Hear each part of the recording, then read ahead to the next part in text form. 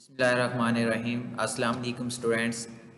Last lecture के अंदर हम कुछ डिस्कशन कर रहे थे types of categories of computer systems के बारे में। हमने एम्बेडेड कंप्यूटर सिस्टम्स तक डिस्कस किया था। उसमें हमने super computer, main frame server, game console, mobile computer और पर्सनल कंप्यूटर्स के बारे में हमने डिस्कस किया था और इनकी जो थोड़ी बहुत यूज़ था और उसके साथ साथ हमने इनके बारे में स्टडी किया था।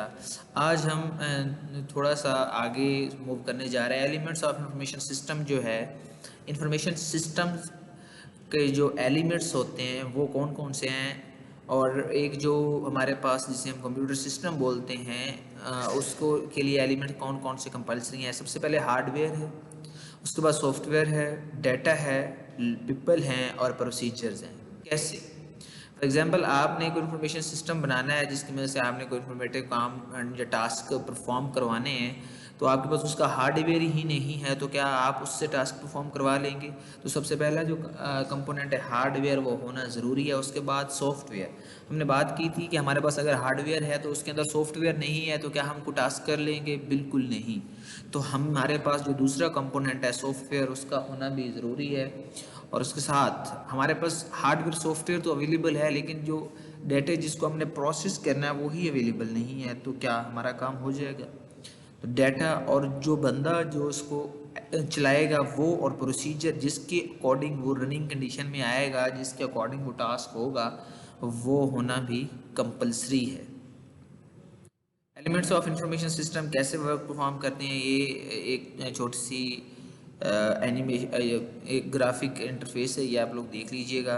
उसके बाद एग्जांपल ऑफ कंप्यूटर यूसेज कि हमारे जो कंप्यूटर सिस्टम है वो कहाँ कहाँ यूज़ हो रहा है। सबसे पहले जो हमारे पास है वो उसमें आ रहा है होम यूज़र, उसके बाद small office home office user, उसके बाद है मोबाइल यूज़र, उसके बाद आपके पास पावर यूज़र है और इंटरप्राइज यूज़र है। ये आपके डिफरेंट टाइप्स के यूज़र्स हैं जो आपके कंप्यूटर सिस्टम को यूज़ करते हैं। होम यूज़र की अगर बात करें तो जैसे हमारे पास मोबाइल फ़ोन होता है और हम नॉर्मली जो उसको यूज़ करते हैं, जिसमें हम क्या करते हैं, कुछ पर्सनल फाइनेंस की मैनेजमेंट के बारे में बात करते हैं। उसके बाद वेब एक्सेस मीन हम गूगल क्रोम पे जाके कुछ वेबसाइट्स या कुछ ऐसे डाटे को एक्सेस करते हैं, थोड़ी बहुत कम्युनिकेशन कर लेते हैं, एक दूसरे के साथ कम्युनिकेट कर लेती हैं, मैसेज कर लेती हैं या कॉल कर लेती हैं। और उसके बाद हम क्या करते हैं, एंटरटेनमेंट के लिए यूज़ कर लेते हैं, कभी कोई मूवी, सॉन्ग या गेम्स वगैरह हम प्ले कर लेती हैं। ये जो मोबाइल कंप्यूटर का यूज़ है ये होम यूज़र करते हैं। स्मॉल ऑफिस के लिए हम क्या कह सकते हैं, lookup information, sending end receiving emails और मेकिंग टेलीफोन कॉल्स। आपका जो एक स्मॉल ऑफिस है, एक छोटा सा इदारा है, उसके लिए अगर आप अपने कंप्यूटर सिस्टम की बात करते हैं तो उसमें आप छोटे बहुत टास्क आप जिसमें टेलीफोन कॉल्स वगैरह कर लेते हैं, साथ आप एक दूसरे को ईमेल सेंड कर लेते हैं कोई इन्फॉर्मेशन की रिकॉर्डिंग। और अगला है मोबाइल यूज़र। अगर आप मोबाइल यूज़र की बात करें तो आप क्या कर सकते हैं कि आप connect to other computer on network on or the internet, transfer information, play video game, listen music, watch movies. आप लोग देख सकते हैं कि आप मोबाइल फ़ोन के तौर पे अपने कंप्यूटर को कैसे इस्तेमाल करते हैं। क्या आप ट्रांसफ़र इन्फॉर्मेशन, एक दूसरे के साथ इन्फॉर्मेशन ट्रांसफ़र कर प्ले कर सकते हैं, कोई वीडियो गेम, साथ आप म्यूज़िक सुन सकते हैं, और या फिर आप कभी कभार इसके ऊपर मूवी देख सकते हैं। जो आपके पास होते हैं पावर यूज़र, ये काम करते हैं work with multi media use industry specific software. ये आपके पास अगर किसी इंडस्ट्री में कोई स्पेसिफिक काम या टास्क अगर आप किसी कंप्यूटर से परफॉर्म करवा रहे हैं, तो वो जो यूज़र, वो जो उनको यूज़ कर रहे हैं, उस टाइप के जो यूज़र्स हैं या उस टाइप का जो यूजेज है, उसको आप पावर यूज़र्स का नाम देंगे। और उसके बाद इंटरप्राइज है। अगर आप किसी हाई वॉल्यूम की ट्रांजैक्शन की बात करें या कम्युनिकेशन की एम्प्लॉय के साथ बात करें, तो उसके अंदर जो यूज़ होता है, या फिर आप बड़ी बड़ी इंडस्ट्रीज़, इंटरप्राइज मिल्स की बात करें, या फिर आप high volume transaction mean banking sector की बात कर लें, या फिर टिकट रिजर्वेशन सिस्टम की बात कर लें, तो उसके अंदर जो आपका कंप्यूटर का यूज़ होगा उसको इंटरप्राइज यूज़र्स का नाम दिया जाएगा।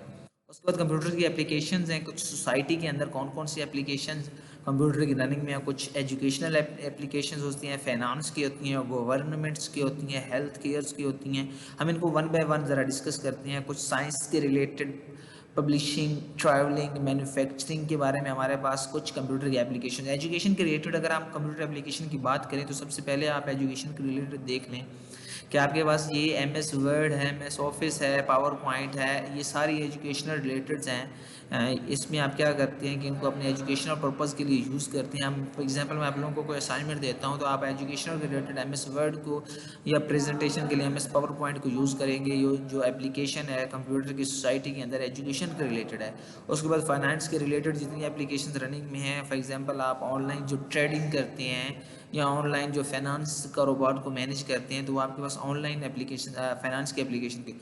गवर्नमेंट एप्लीकेशंस के बारे में अगर आप बात करें तो नादरा की जो एप्लीकेशंस है और इसके अलावा जो गवर्नमेंट के इंस्टीट्यूट हैं उनके अंदर जितनी भी एप्लीकेशन रनिंग कंडीशन के अंदर हैं कंप्यूटर के ऊपर, वो सारी सोसाइटी के अंदर गवर्नमेंट कंप्यूटर एप्लीकेशन के अंडर आ जाती हैं।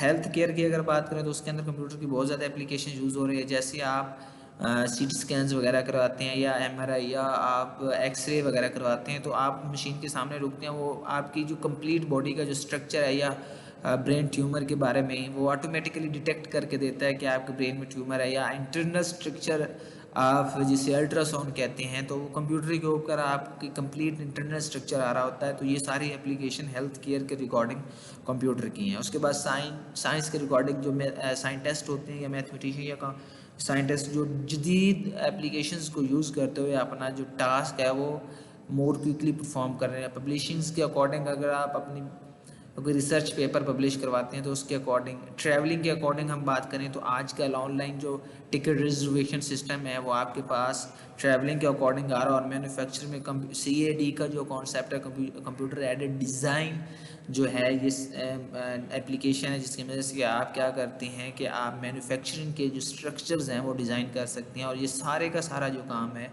ये कंप्यूटर एप्लीकेशंस के ऊपर शिफ्ट हो चुका है और ये आपके लिए बहुत ज़्यादा फ़ायदेमंद है।